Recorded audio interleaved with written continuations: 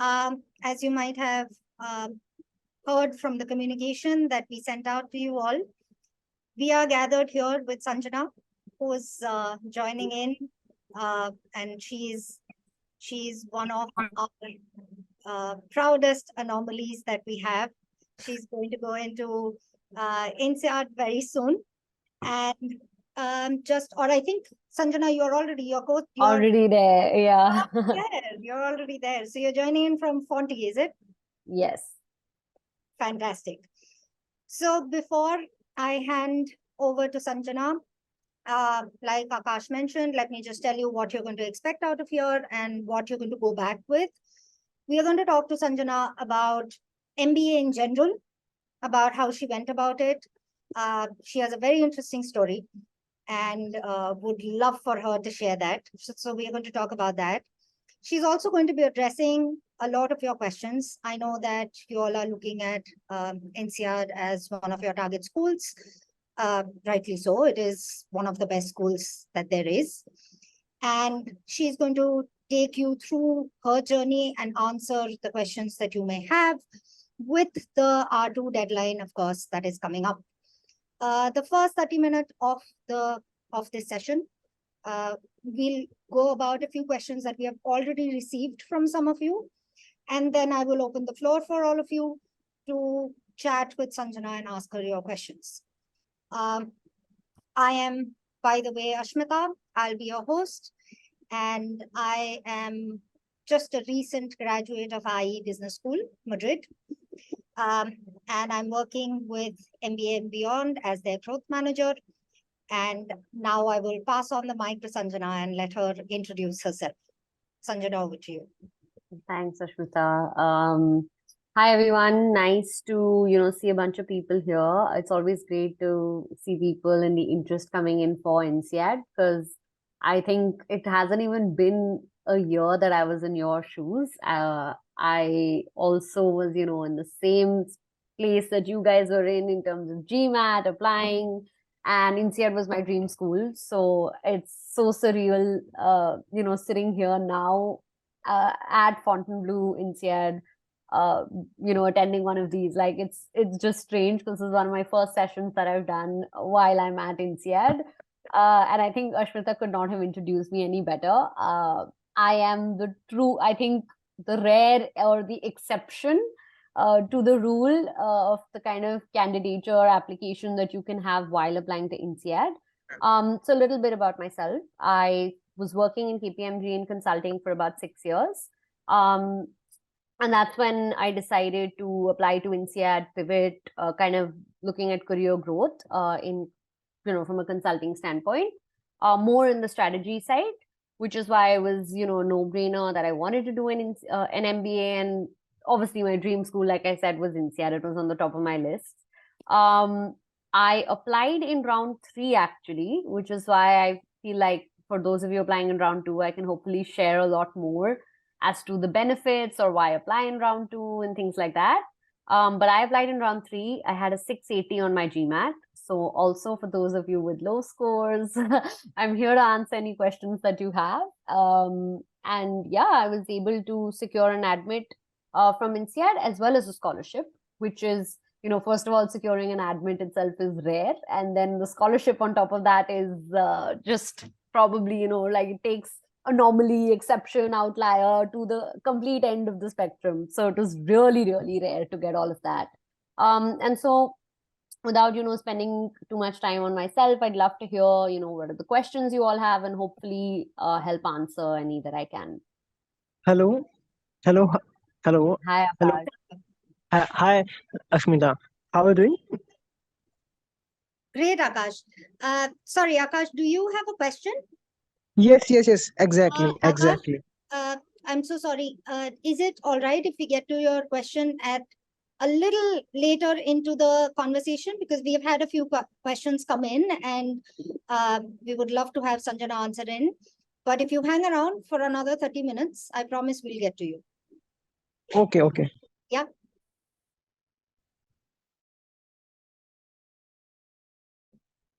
All right. Yeah. Sorry. So carrying on from what you were talking about, uh, like you mentioned, 680 GMAT, round 3, all of these are things that we usually warn against, right? So what is it that you think was key for your application with INSEAD, and what did you bring out in your application? I think this question is so important for applying because before I even started my journey, it was so important to already get a sense of what my strengths were, what my key stories were that I wanted to share in my applications. And so I'm not sure if a lot of you are aware with the process at MBA and beyond, but I actually did a pretty extensive content gathering stage, which is basically when I put together a lot of my thoughts, a lot of the themes that I had in mind about content gathering, talk through my strengths, talk through key accomplishments in my life. And I would say I really treated this with a lot of, I gave it my all because I knew that this was going to be the crux of my applications. So I think I took way longer than I should have, but I really wanted for this to be perfect because it also formed the base of what my counselor was looking at in terms of information to advise me on my application. And I would say that by doing this, you do major of the groundwork of your application because you've already thought of what are the things and how you want to show and represent yourself in your application. I knew there were certain professional achievements that I had, which probably, made me stand out as compared to most others from a consulting background. For example, I was really I was a fast, I would say riser in the KPMG cycle. I received back-to-back promotions. I was getting the top ratings year on year. I was handling a team of about 10 people already. It was a global project with clients from across KPMG networks as well as their clients. So it was a huge project, large amount of attention and things that I was doing work-wise. I knew that it already kind of set me apart, but it was really important for me to present that in my application and show it in a very, I didn't want to show off, but I wanted to show that this is what my capability was. And it wasn't the GMAT score that defined me, but what I did at work probably, or what my personality was like that kind of defines me.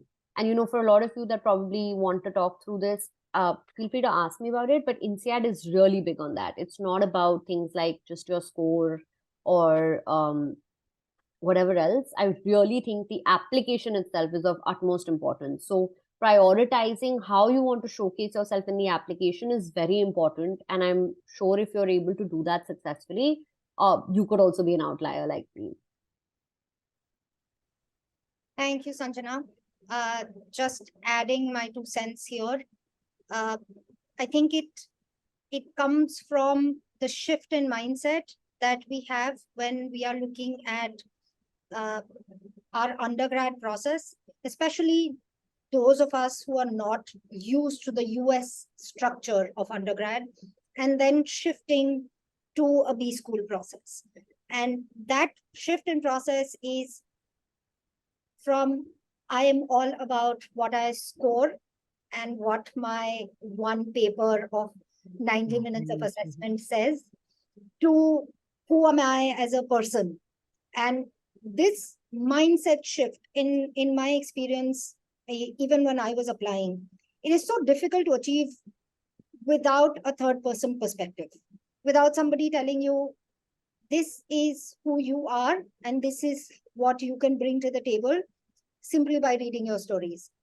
So I think the fact that you mentioned a lot of effort that has gone into content gathering, I've been also working as a consultant, and I can vouch for that, that as long as the content space is taken care of, as long as you really, really dig deep and bring out your stories, I think it makes perfect sense that your application shines away from simply a score. So that is, thank you for that, Sanjana. Very, very key points. Moving on a little bit further into what your application was about. One thing that I have noticed with candidates I have worked with, when I was applying to my MBA, I was also struggling with this. there's the standard question of why MBA, right? However, it seems like approach this question and the first thing that comes to mind are very standard common answers that are true across the board. So how would you advise candidates to approach this particular question? I think this is probably the toughest question. Only because this is so personal to everybody. But having said that, I think it's okay, personally how I went about it was, I again back to my career and the beginning when I was trying to figure things out, why an MBA was so important for me to have an answer to well before I even decided to take the GMAT. Because one, it's such a huge investment that you're making towards an MBA at a top school, and you're putting so much time, energy into it, that you need to know that first of all, do you need that MBA? What do you want to do post that MBA? So usually a lot of people say, we'll get to business school and explore. I still think exploration should be limited to plan A, plan B, plan C still, because you're not getting your worth out of it if you don't already know. For me, for example, I knew that I was scaling up really quickly at work, but I needed to get the professional and I also needed to get formal knowledge that I didn't have probably. So I needed to know things like strategy. It was important for me to gain these core areas of like knowledge, expertise, because I was sensing that after a certain point at work, you're just winging it. You don't really know any better. You're also just taking calculated risks and decisions, and which is great. But I knew that if I wanted to level up more and more and move faster than I already was, I definitely needed to work on having a formal degree for it. And that's why I knew an MBA was perfect. I also knew I wanted to work beyond this in the strategy domain. And so, of course, getting that knowledge from an MBA was like, strategy in MBA, it's a unsaid rule. I also wanted to know a little bit more about finance. So again, that fit in really well with an MBA. And these are just the kind of skill sets that I'd say that you should know what your post MBA plans are, to kind of like an MBA is going to be a bridge, while a lot of you might feel like, oh, we want to do an MBA to get a great job, to get a higher salary. I just like to say it is the bridge to get you to that point. And it's very important to know what that job is post that MBA so that it all aligns. If it's not aligning to your long-term goal, with that kind of investment, you wouldn't even be doing justice to your eventual long-term goals. So do think about what interests you. A lot of people start talking, when you're doing this cycle where you're talking to people who are at business schools. I'd also say, if you're confused about what you want to do, talk to them about the work that they're doing so that you know more about what is the work that you'd like to do. Consulting, I know a lot of people want to do consulting, especially after an MBA, but consulting is a really broad area. If you can narrow your horizons to say, okay, within consulting, I'm looking at, for me, for example, it was tech. For somebody else, it could be just strategy at big threes. It could be environmental related. It could be any of those things. It could be completely finance oriented also. Some of you might want to do PEs. So having that knowledge, and then, when you're speaking to people who are at those business schools, you can get more insights from them about the opportunities after in those areas. And that just kind of tells you, okay, is this the right thing for me? Doing an MBA, does that make sense? And is it really going to add a lot of value to me? It's almost like a return on your investment, right? So it's personal to everyone. But that was, I hope, just by sharing my example, hopefully it kind of helps you guys also think in that direction. No, I am completely on board with you on that, Sanjana, because apart from the fact that it is necessary to get an admission, it is also extremely short of a course, and it is packed to the brim. We did not have time to breathe. And it is, I don't know if you have heard of the very standard, there are 3 S's and you choose 2S at a point in time, the very typical MBA structure that happens, the rumor, so to say, but it's true. At any point of time, we were choosing between studying, socializing, and sleeping. And it is so packed that if you don't know at least have a vague idea of what you want, it is going to be very difficult to navigate such an intense course. So it is very, I know it's a little bit of a dilemma figuring it out. Again, talk to your consultants while you're doing this. Talk to family and friends as well. Sometimes they give great insights. Yeah. So having a direction helps a lot. Sanjana, speaking of dilemmas, there is another aspect, which is strengths and weaknesses that I see a lot of people stumble on. If we spend 2 to 3 weeks on content gathering, about 2 weeks goes in figuring out strengths and weaknesses. So what would you say from a B school perspective? What would be some good examples of strengths and or weaknesses? So I think strengths come easily to everybody to think of as compared to weaknesses. I tell everybody this, that when you're doing something like a content gathering, you might, work on your strengths and it'll come a lot easier to you than your weaknesses come to you. It takes a while for you to kind of get an understanding. And I'm not sure, Ashmita, if you want to touch upon later about like at MBA and beyond, how you also get surveys from friends and family probably. And that kind of really helps when you're thinking of these things. But strengths, for example, I tell everybody, think deep, think about probably your background in terms of where you come from, what have been your motivators in life, what has caught your attention.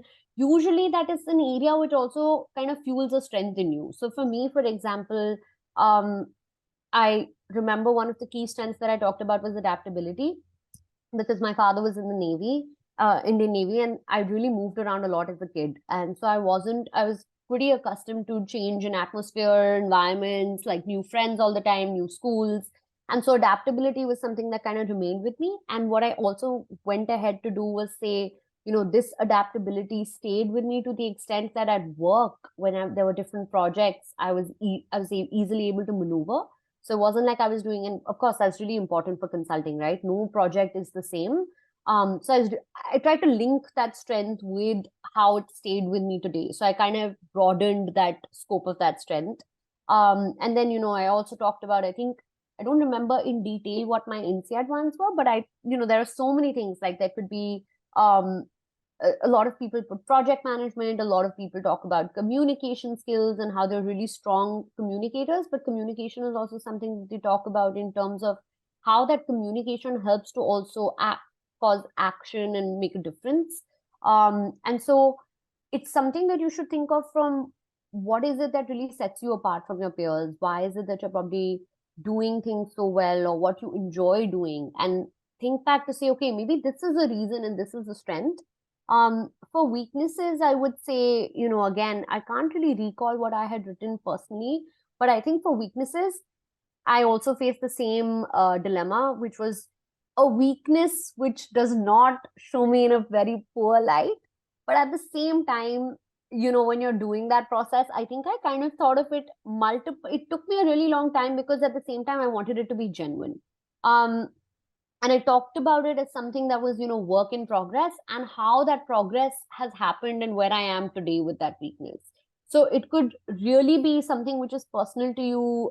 Could be, if you say things like time management, I would be a little cautious of things like that. But be genuine to what the weakness probably is. Like in my case, I think one of the things I had talked about probably was not being able to say no. And while that was great for somebody that was starting up, it also caused a lot of difficulties for me, because in the process of not saying no, I was adding so many things on my plate that it was affecting my timelines. So now I learned kind of how to prioritize my work, and how to and how to, work on the time management aspect, and to also take a call to say what I can do and what I couldn't do.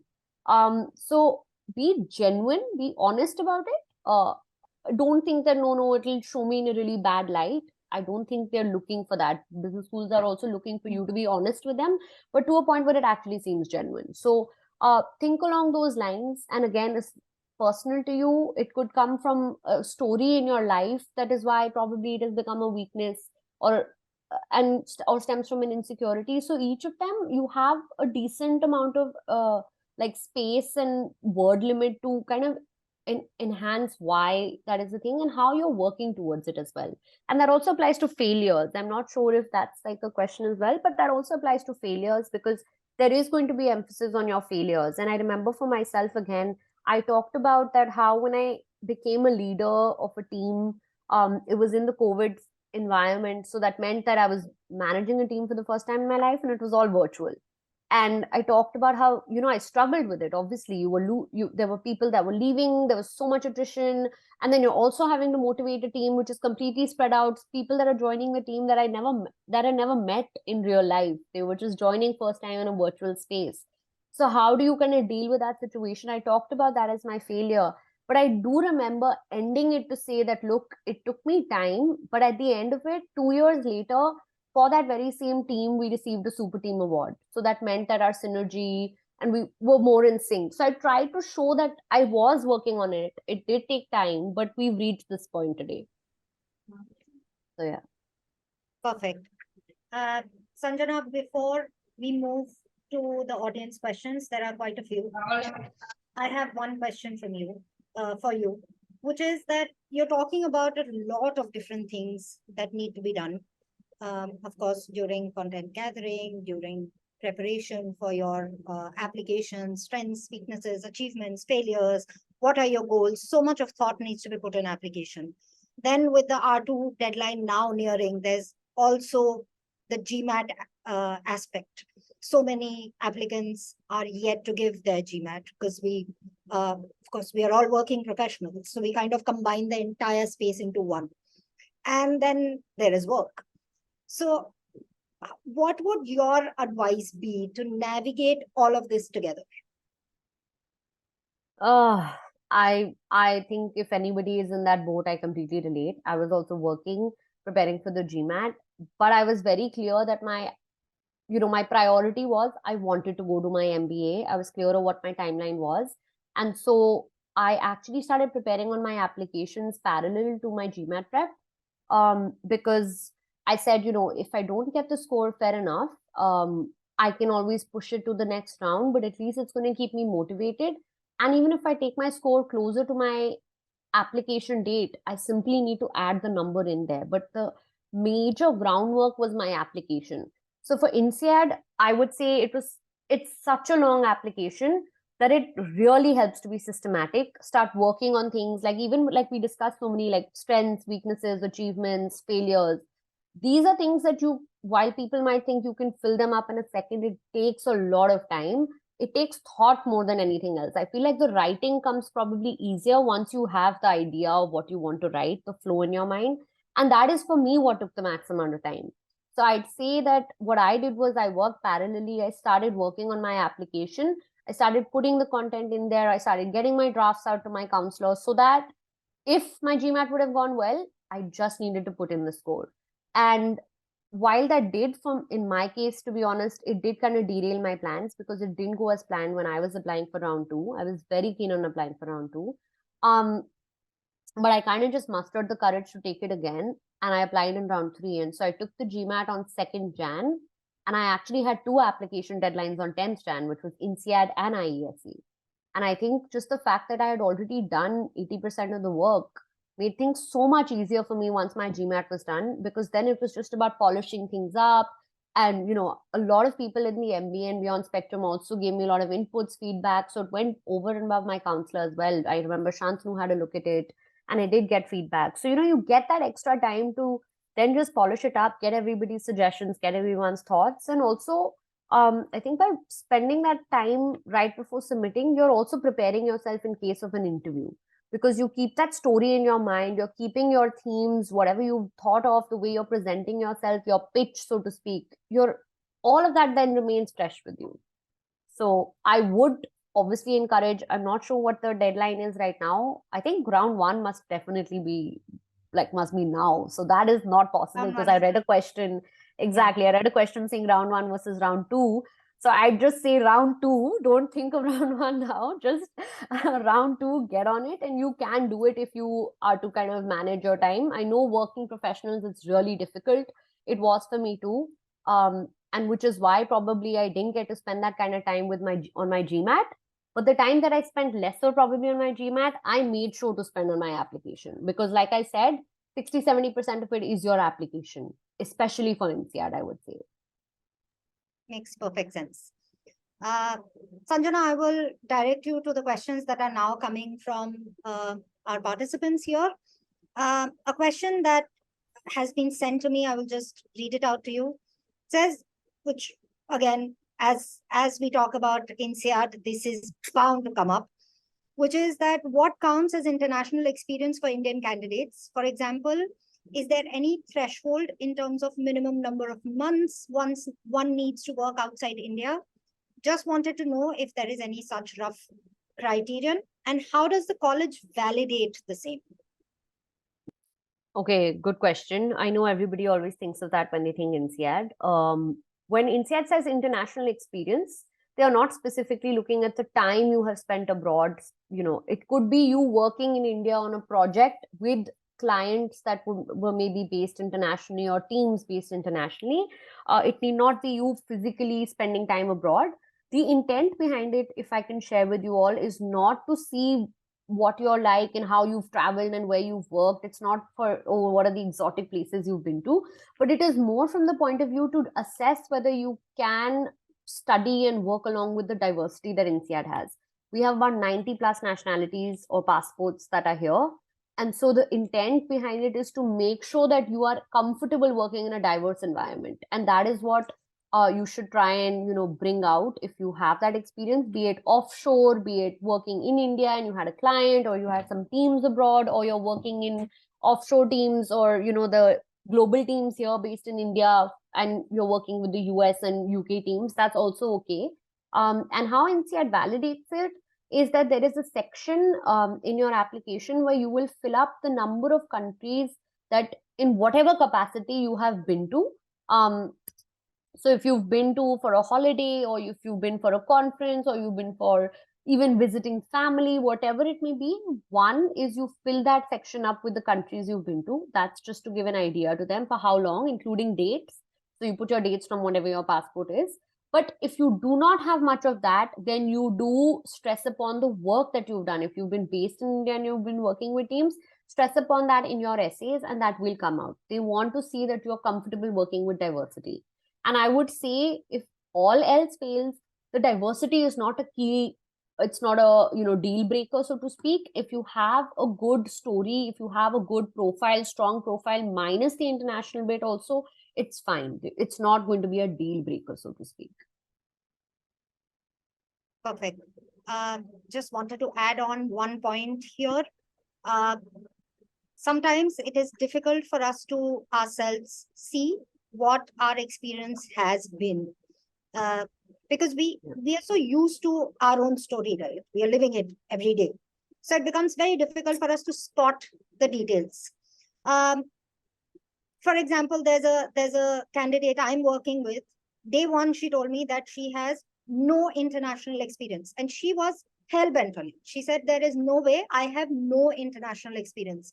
And then we started delving a lot further, and turns out she had launched, right at the beginning of her career, she had launched an entirely new product in the Israeli market. And she's from India, which 100% counts as international experience. So there are a lot of aspects that you might not realize. Talking to whoever you're working with, this is something that I repeat constantly: get a third person point of view, whoever it may be, whether you're working alongside a consultant, or whether you're working with friends, whether you're working with people experienced, alum, whoever it is, get those views. You are not going to be able to spot every detail that other people will be able to. Okay. Next question from Kuhu, very interesting question. She says, is it okay to want to do a full-time MBA after 10 years of experience if one has the right reason and motivation for it? Absolutely. I would say, you have a lot of space in your application to talk about why MBA, and you seem to know what is the reason, you have a valid reason, then absolutely 10 years is in fact great. It's not too much for when you're applying to INSEAD or abroad, and it's actually celebrated over here because somebody with that kind of experience brings a lot of value in the class, in the groups that you work with. So if you're confident, if you have a strong reason for how that MBA is going to support you, I don't think there's any issue at all. Completely agreed. there have been, in my class, there were people with 12, 15 years of experience as well. And I assure you, the amount of value they brought to class was immense. There was no comparison whatsoever. So actually, you're at a great space. I had 9 years of experience. I faced no problems. In fact, I had a significant advantage, considering the number of years behind me. So definitely go forth with it. Armando wants to ask, I want to pursue MBA in consulting. I have 3 years of work ex in IT. Since 17 months, I'm struggling in GMAT. Changed couple of GMAT coachings. Still score is not above 500. Now I'm exhausted emotionally. What would you suggest me to do now in order to get into T10? Okay. Sanjana, would you like to take this? And then I would like to add a couple of things. Yeah, I think I'll let you mostly get to the meat of this. Ashwinta, you'll be the right person to. But I think, Armando, I also took the GMAT multiple times. I gave up on it for quite a bit in the middle. But, you want to do an MBA, there is one way about it only, which is a GMAT or a GRE score. So you have to separate yourself from your score. Your score is not your aptitude, it is not who you are. And it is very difficult. I know it's for me also, it got emotionally exhausting after a point. I remember it was brutal. Even if you tell me today to take it again, I would not want to. But having said that, like I said, you are not your score. It takes a while. And I think, maybe start small again when you feel like getting back to it. Don't do everything all together. Probably, obviously, at that score, you need to start from the basics, pick up topic by topic and start building that up, and only then switching to other topics versus probably taking everything on together. You're saying that you tried a couple of GMAT coachings. Maybe try some of those concept based online ones. They were really helpful for me, specifically for verbal. So EGMAT and the likes of those. If not, you could also probably, take some trials with a personal tutor who will tell you exactly what you're doing wrong. But in your case, I would say just start with the basics first and don't pressurize yourself to do everything together. Pick up one area of the GMAT and start working on that. And when you start improving, then switch to the next versus picking up all the concepts together. Adding on to Sanjana, Armando, I would here very in a very plain manner, I would advise you to go about two things together. Okay. One is start building on your applications. Do not delay that. Okay. Second is start building on your GMAT as alongside an application, because you have to realize that GMAT is about 15 to 20% of what your entire application is. In fact, GMAT, GPA, all of it put together. It is the application length is massive, and this is 3 digits in an entire application. It holds far less value than we actually assume it does. I'm not saying it is completely useless. That's not true at all. I would absolutely be misleading if I said that, but it does not have as much value as we imagine it to be. Having said that, there are numerous things that you can do to ensure that your GMAT reflects what you know best. It is not about getting a 700 or a 740. It is about reflecting what your strengths are and what you do best. Okay? And one of the key things to do in that case is figure out first for yourself what you do best. If you are looking at GMAT coaching personally, looking at it online, you have to talk about what, you have to realize what is it that you study best. What is it that you can put your best foot forward in? Is it verbal that is your biggest strength, or is it quant? And specifically in quant, what is it? If you're like me, you study probability and forget it the next second. That's fine. You'll score better in something else. Parallelly, working on your application is extremely important. Armando, I would love to have a detailed conversation with you about this. Just putting this out there, all of you will get an email from me after the session is over. If you have any further questions, please get back on that email. But also, Armando, I would strongly recommend you to get on a call with me. Let's discuss this a little further. But for everybody's benefit, let me tell you that it is key to do both of these things together. There was a couple of years back, there was an applicant with us, and she got into Darden and Fuqua. Okay, they were her dream schools, and she wanted to get in. Her GMAT score till about 3 days before her application deadline was far lower than what she thought it would be. 3 days before the application deadline, she finally took the GMAT for the 8th time. Okay, and that is when she got a 730. Okay, so from 500 something, it was a climb to 730 after 8 attempts. And all she had to do was press the submit button. Everything else was done. And in fact, so our co-founder Shantanu worked with her, very extensively on her applications, and they were sure that they could go ahead and apply and have a very good shot at the schools, even without the GMAT rising up to what it actually did. And she got an invite from both those schools. Okay. So it is key to be prepared in every way possible. GMAT is important. However, so is the rest of your application. So don't ignore one thing for the other. Okay, work on it simultaneously. Okay. All right. Before moving on to other questions, I know Akash has been waiting for a while. So I'll just hand over to Akash. And Akash, if you could come on camera and talk to us face to face, that would be great. Ma'am, the reason I can't come on the camera because I am on my terrace, and actually there is so much dark darkness that is something Sorry. I Sorry. It's completely fine. Mic is good. it's okay, fine. So, ma'am, ma'am,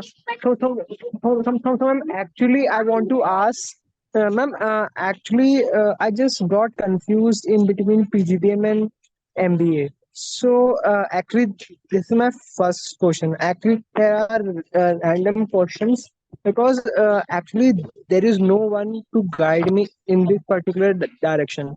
And the actual second thing I would like to ask that do do do I need to acquire some skills like accountancy and economics because I'm not from the same background. So I'm from engineering background. So actually I don't have any economics or accountancy background. And the next thing I would like to know. Uh, Ma'am, just two questions. Can I ask later on if I remember the question? Absolutely, absolutely. Please don't worry. So Sanjana, would you like to take that? Yeah, so maybe Akash, I'll take the second question. And the first one, I would say, it's feedback which maybe Ashmita can give you, and also probably book a profile evaluation. Based on your profile, somebody will be able to advise you better. Uh, let's not, I don't want to really give an answer right now on that because it's very personal. I think based on your profile, what your years of experience, etc. But the second one, rest assured, first of all, engineers, there are a lot of engineers that are doing an MBA, be it anywhere in the world.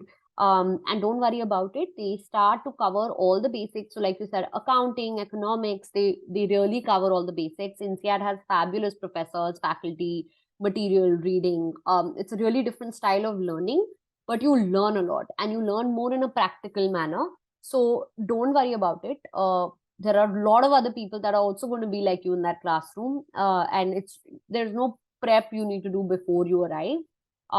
Everything is kind of taken care of, but there are also things like MBA math, etc., which is not really, it's just like a sort of a crash course kind of thing that you can do before you head for your MBA, but it is not required. I did not do any of those things. I did go for my MBA directly, so feel free to just stay rest assured. All of this, they understand that you are all coming from different backgrounds. And really, at least at INSEAD, the intent is learning. It is not taking an exam. So you just focus on gathering maximum information, learning from your peers, learning from your professors. And that's about it. And it's very practical learning. So don't worry about it. Just reinforcing Yes. what Excuse Yeah. me, sorry to interrupt. Go ahead. Actually, I want to ask difference PGDM and MBA because I just got to know that PGDM got a lot of work opportunity than MBA one. So the thing is because actually I'm going to take loan. So the thing is it takes more time to repay the loan. This is the main confusion I'm constantly getting. Akash, in this respect itself, because the decision to do one course over the other is so personal and dependent a lot on what your profile is, and of course, financial constraints, a lot of aspects that are there. I would highly recommend that you book a PE call with us, a profile evaluation call, where our profile experts are going to take you through what your options are, what you can choose, what would be the best way for you forward, like Sanjana mentioned, and from there we'll take it forward. Is that all right with you?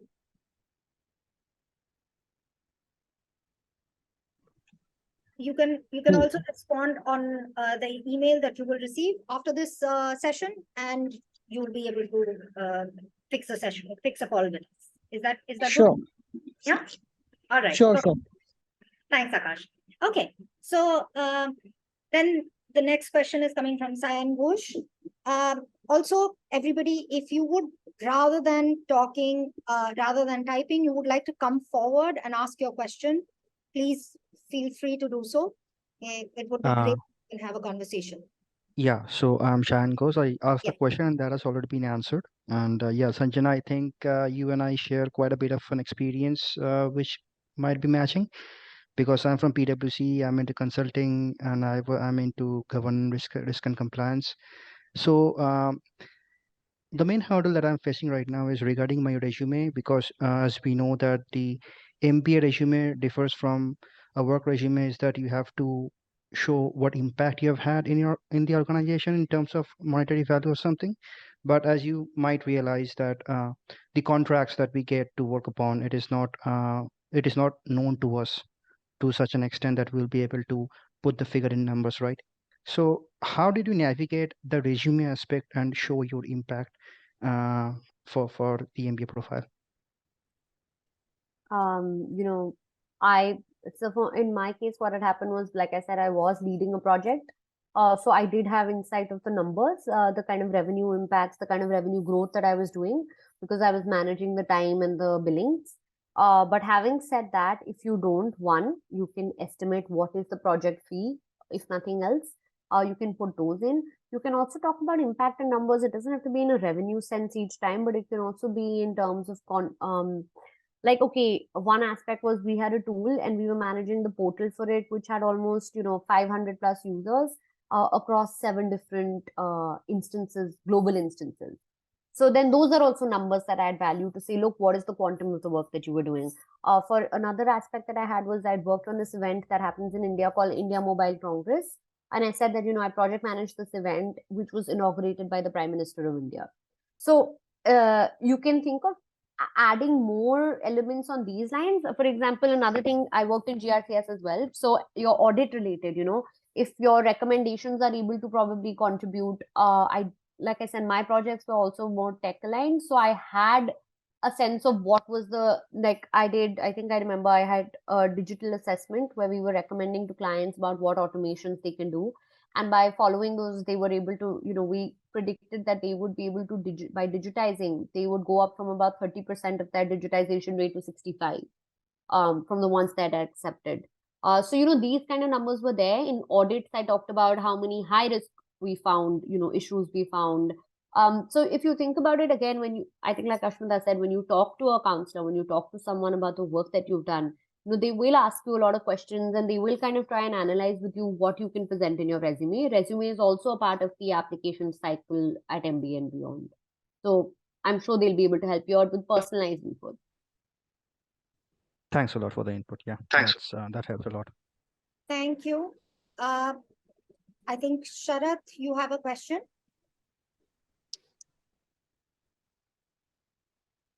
Hello, yeah. Just a second. Yeah. Yeah. Hi, Smita. Hi, Sanjay. How are you doing?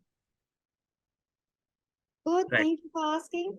Yeah. As I mentioned in my question, so unfortunately or fortunately, I'm an Indian engineer male, and I've taken the GMAT around 4 times, and I've taken the GRE also twice. But I was not able to cross the 650 barrier in the GMAT, and my recent attempt on the GRE was 390. Though my quant score was on the on the higher side, my verbal score again was on the lower side, which has been the case for the last 3 years. So I just wanted to know what are my chances with with INSEAD. I know that you cannot give a proper decision as such, but using the experiences that you've had and using probably connecting with multiple clients that you've had in the past, will you be can you probably tell me what are my probable chances of getting into INSEAD? I've had good work experience.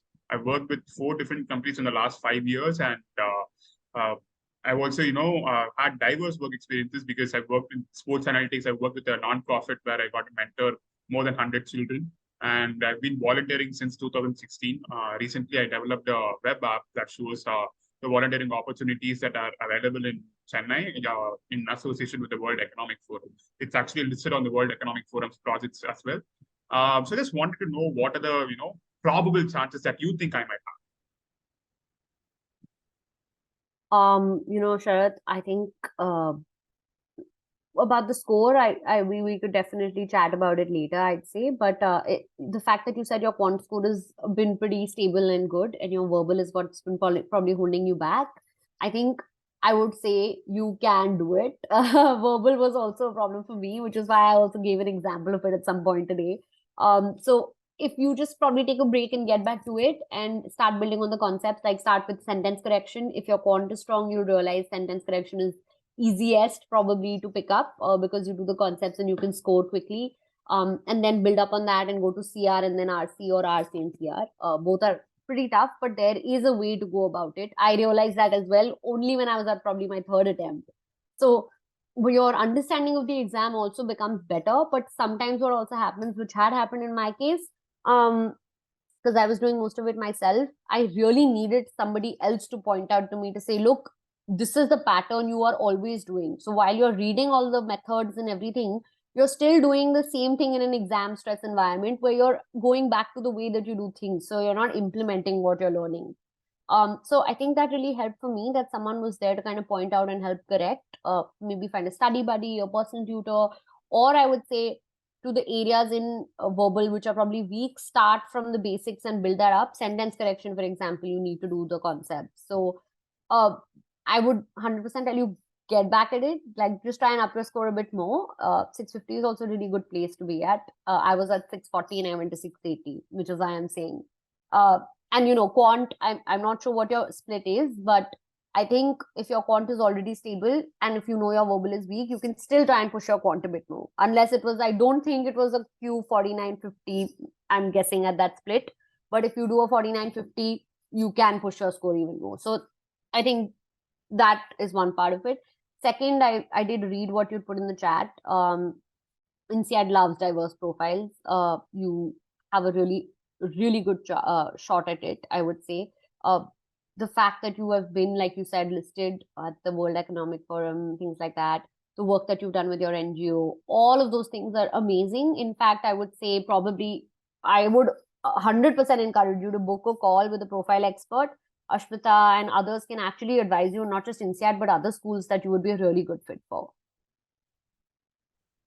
Honestly, Sharath, by the time you started talking about the app, I forgot what your score was. So you have a great profile.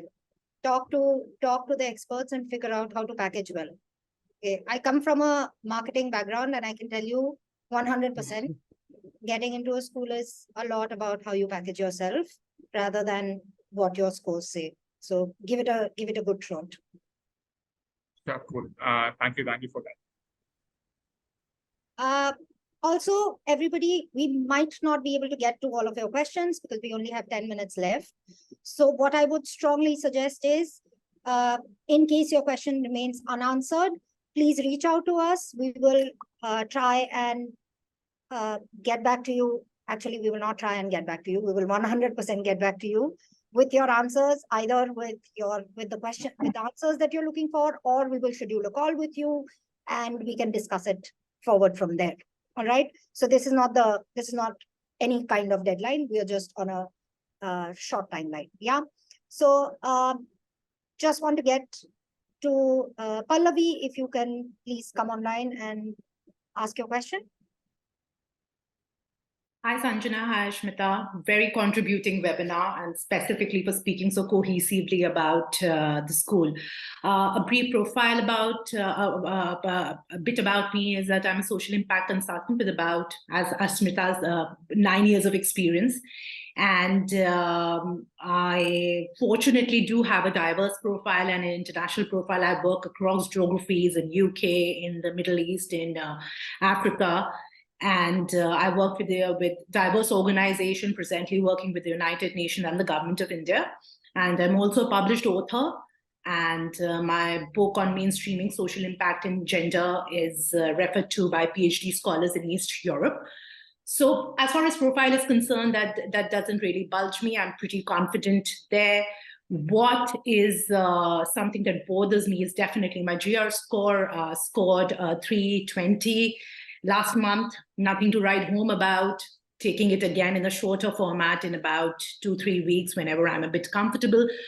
Targeting round 2. My sister is already she's 21D in INSEAD. So I've spent 3 months in INSEAD while I was pursuing my master's in the UK as a Chevening Scholar from India. I was sponsored by the British High Commission to pursue my master's. So that way it's great. What is a little bit of a glib in my case is that I come from a higher average age. I have a law degree, I have a CS degree. These are bigger degrees. So my age and my work experience somehow don't match. So I'll be 35 plus by the time I enroll for 25J. But my work experience comes around 9. So does that put me somewhere as a red flag? How does the age contribute? So something if you guys could contribute. By the way, I've had my initial profile evaluation call with MBA and beyond, and it was indeed very contributing. Thank you. I think you have already, by the sounds of it, and I've not even been in your profile evaluation call, you have an amazing profile. You've seen the INSEAD ecosystem. So I want to assure you, years of experience, you actually have the ideal years of experience. INSEAD is, I think, about 8. It's getting lower now, but actually for the last couple of years, I think it was 8 years or 9 years for that matter when I was applying as well. And now it's getting slightly lower. You actually are the right fit in terms of years of experience for INSEAD. Age-wise also, I'd say you have no reason to be worried. There are a lot of folks here. There are veterans, there are people from different backgrounds altogether. You have no reason to worry. I think what they're looking for is, again, your application, your fit, and your contributions to the class. You can really contribute a lot here. We have impact clubs, we have all of that. I'm sure your sister, you would know, of course, the ecosystem that we have, but I don't think you have any reason to be worried with your score as well. Keep at it, but do apply in round 2. Thank you. Thank you very much. Thanks, Pallavi. Okay, just one question that I want to read out from here. I'm sorry, everybody. This would be the last question that we would have to take. Ma'am, sorry to interrupt. It's just it's my last question because I just want to ask, maybe Ashmita. So what course are you pursuing MBA, and what's your take on the stream called international business? So can you please just justify it? I'm sorry, what course am I pursuing and? What is your take on MBA international business? MBA international business? I'm Yes. not really sure what you mean by that. Yeah. Akash, it would be, since a lot of people have asked questions, it would be really great if we can connect outside this call. I absolutely assure you that we will take you through each and every question that you have and Okay. get into it in detail. Yeah. Thank you. So the last question that Sanjana, I'm putting up here. Everybody, please reach out to us and with your questions, and I assure you we will get back to you with your answers. So it's literally our jobs. Okay, so we will get back to you. Don't worry about it. Okay, so Drishya asks, I'm coming from a freelance ad filmmaking background with no corporate exposure. Are there any students you come across in your class with no corporate experience? How do they fit in? Do they struggle? Yeah, you will be surprised, Drishya. There are people in my class that have just come from, there are doctors, that are healthcare workers. There are people that have been chefs. A really dear friend of mine here in my class, in fact, has been a chef at ITC for 10 years. So you will be surprised. You can contribute a lot. Not having corporate experience does not mean you don't have a view or a perspective. And that really shows up in our strategy classes when we're talking about different cases, because everybody's perspective about it is so different from the line of work that they come from, that it adds a lot of value. So don't be worried. In fact, I'll just quickly, there's another one right after your question, I think Lakshya's question, which is about how he's an MBB and wants to explore finance. At least at INSEAD, pivoting from consulting to other things is rare, but finance is pretty big. There is a lot of emphasis on finance related roles, PE, investment banking, VC. Not, it's there, but you have to do it a bit yourself. But don't worry about it. I think if you come from a consulting experience in general, you will find a path for yourself out of INSEAD. So and if you don't come from consulting and you come from a different background, don't be worried. Honestly, it is celebrated here and you'll be just fine. Thanks a lot, Sanjana. Drishya, just adding on, one of my closest friends at IE was a filmmaker. She graduated top of the class, was the first person to get a job from my batch. Oh, wow. Wow. Yeah, that's relief, I guess. Thank you guys. Perfect. All right, everybody, we have to close the conversation. Unfortunately, we have run out of time. It has been so great having all of you here. And Sanjana, thank you so much for bringing all of the insights that you have brought in. I just want to talk to all of you for one last minute about how we will go about helping you achieve what you want to achieve in R2, which is honestly putting your best foot forward, putting your best self forward in your applications. Our purpose is to ensure that your application packages and brands you the best. And it is with or without what you assume your GMAT or GRE needs to be. Okay. I'm not saying that it is not important. I'm just saying that there are so many things to be considered. So I would just remind you of a couple of things. One is you will get an email from me. Any questions that we have left unanswered, I know that we have. I know that I haven't even scrolled down to the end because there have been so many questions that you all have been asking, and there have been great questions. Please shoot out an email to us, reply to that email. We will get back to you with your answers. Wherever you feel you need to schedule a call with us, get on a call with us, talk to us. Get help. Get as much help as you possibly can. This is not meant for one person to do it just on their own. MBA, when you go to a B school, you will realize MBA is all about working with other people. It is 100% about that. You're not working alone in anything. So why do that while you're working on your applications? So whomsoever, whether from us, whether from other people, from your friends, whoever it is, please take as much help as you possibly can. And if we can be of service, please let us know. All right, we will close now. Thank you so much, guys. You're free. Thank you, Ashmita. Thank you so much. Thanks, everyone. Lovely talking to you.